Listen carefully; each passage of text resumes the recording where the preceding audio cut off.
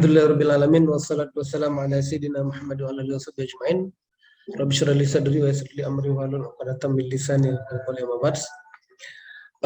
Teman-teman semuanya, banyak yang japri saya bertanya tentang bagaimana sih sebenarnya cara kirim tulisan ke media massa.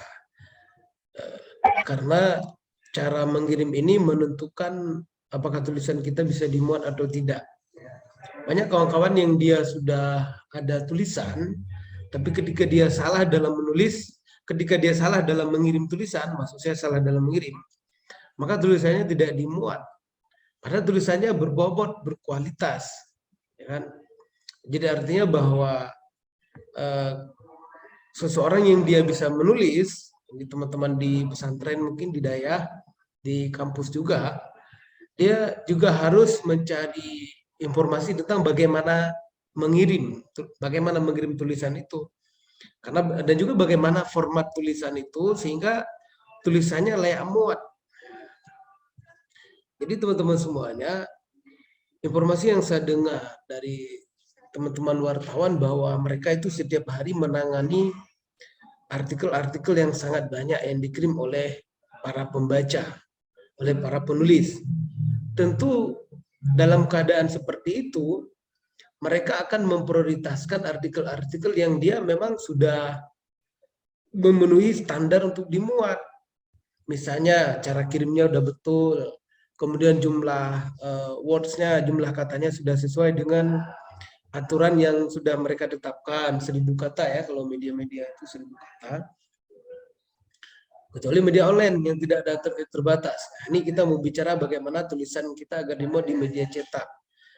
Jadi ini termasuk cara ngirim tulisan ini berpengaruh, ini yang mau saya sampaikan. Oleh sebab itu, pada video kali ini saya akan jelasin sedikit tentang bagaimana cara kita kirim tulisan, karena saya pernah berdiskusi dengan beberapa kawan yang dia bertanya sama saya gimana caranya agar tulisan saya dimuat.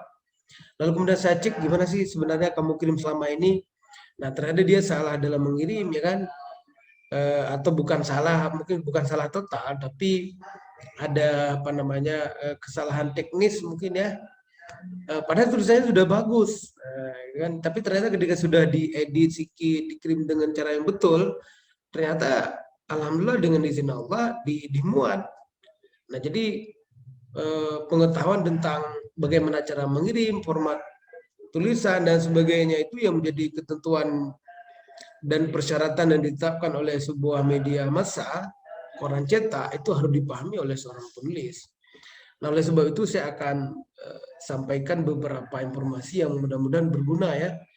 Insya Allah kalau mungkin ada waktu, kalau dibutuhkan, insya Allah kita akan coba jelasin tentang cara buat tulisan di kesempatan yang lain. Untuk kali ini kita coba jelasin tentang cara ngirim tulisan.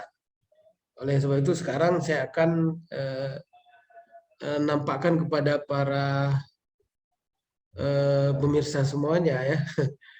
Nah, ini gini cara ini. Saya share screen ya, tunggu sebentar. Saya share screen. Nah, jadi coba lihat teman-teman semuanya. Ini cara kita kirim tulisan ya. Nah, jadi format tulisan ya seperti ini. Kayak begini ya. Dan nggak boleh lebih 1000 kata ya. Nggak boleh lebih dari 1000 kata. Ini gimana nih ya? Ini waktu pengiriman. Coba lihat ini langsung aja nih ya. Untuk pengiriman, misalnya kita mau kirim ke Serambi ya. Ini udah ada langsung emailnya. Kemudian di sini di subjek langsung kita tulis opini ya. Berarti nanti redakturnya kan dia akan langsung paham bahwa ini dia ngirim ke rubrik opini gitu kan. Dan langsung kasih judul. Nah, jangan lupa dikasih judul supaya orang redakturnya ini tahu nih tulisan ini tentang apa dia ngebahas. Nah, ini contoh ya, contoh ini langsung aja kita ini. Nah, judul opini.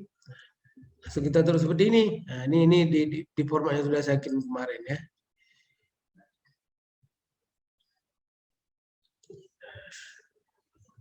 Ya, jadi jangan lupa seperti ini formatnya di ini. Nah, isinya dipaste ke sini. Jangan di attack file. Nah, seperti ini dibuat terus isinya ya di dalam ini. Dan ingat perlu sekali teman-teman semuanya kerapian ya. Jadi kita ini kan ada paragraf ya kan, ada paragraf. Jangan nggak ada paragraf. Kalau nggak ada paragraf sebelum dibaca udah pusing duluan orang yang lihatnya kan. Ya, jadi kita harus bisa memberikan kenyamanan kepada redaktur ketika lihat tulisan kita nyaman di awal. Ini penting. Itu pendapat saya sih yang sudah coba beberapa tahun ini saya coba kirim tulisan secara reguler minimal paling tidak sebulan sekali ya. Jadi jangan lupa di subjek taruh opini. Apa namanya kalau mau kirim opini berarti opini, kalau mau kirim apa namanya rubrik lain berarti taruh rubrik lain. Kalau saran pres berarti saran pres di sini. Nah, langsung taruh judul di depan ya. Jadi ini email redaktur. Kalau misalnya ada email ini email media maksud saya. Kalau misalnya ada email redakturnya ya di CC aja nanti di sini. Ya, tekan CC ya. Jadi teman-teman semua jangan lupa nanti dilampirkan juga fotonya. Nah, jadi kirim filenya seperti ini ya. Ini biasanya saya copy dari Word, saya paste ke sini. Jadi dari Word tadi saya copy, baru kemudian dipaste ke sini. Ya, dari Word dipaste ke sini. Nah, jadi setelah ini jangan di attack file sini. Nah, biasanya nih kawan-kawan beberapa kawan yang di ini di kesalahannya adalah karena dia di attack file. Nah, jadi teman-teman semuanya nggak boleh di attack file, bukan nggak boleh sama sekali sih. Kalau misalnya orang redakturnya ada waktu bisa aja di download file kita. Tapi kalau misalnya bagi penulis pemula lebih baik seperti ini. Langsung aja di copy dari Word dilampirkan di sini gitu ya teman-teman ya. Nah, jadi nanti kan tulisannya Bismillahirrahmanirrahim.